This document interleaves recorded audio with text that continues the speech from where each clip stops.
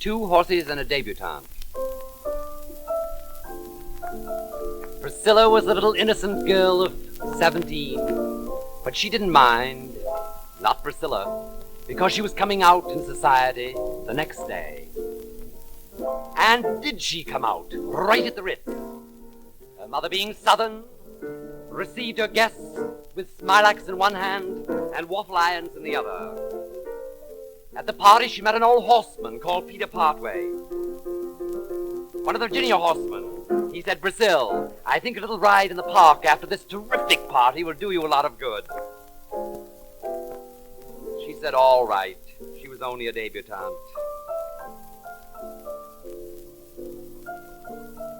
So the next morning we find Priscilla dashing across the park in her mother's old Duesenberg.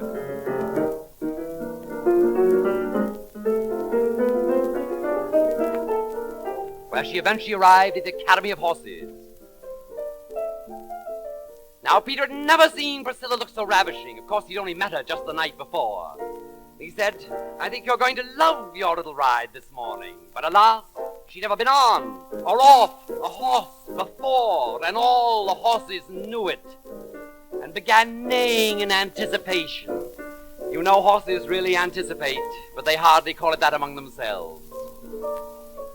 Now, two old French hunters were led from the stable.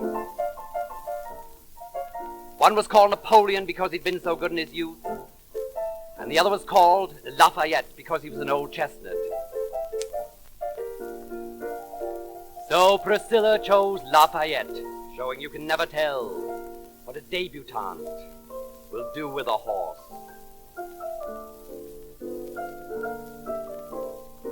So they mounted and away they went. But after 2 minutes, Priscilla felt her riding seat would never be the same again.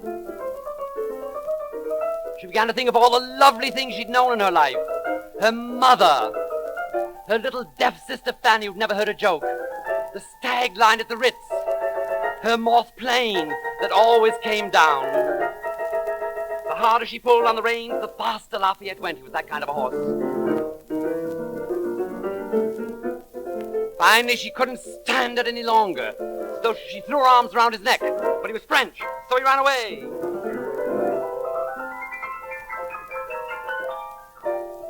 Up hill and down dale, until finally Tony, one of the two gardeners in Central Park, did a fascisty salute. And Lafayette, being a French horse, dropped dead from embarrassment, owing to the strained relations between France and Italy. When he picked up Priscilla, he didn't know she was unconscious. He said, "What can I do for you?" And she said, "Do it again. Do it again." You see, she was only a debutante. And now 2 years have gone by, and Priscilla is beautifully married. You can see her any afternoon on her beautiful Long Island estate, talking to Tony, who is now her landscape gardener, and making all sorts of little suggestions about planting this or that, or that or this.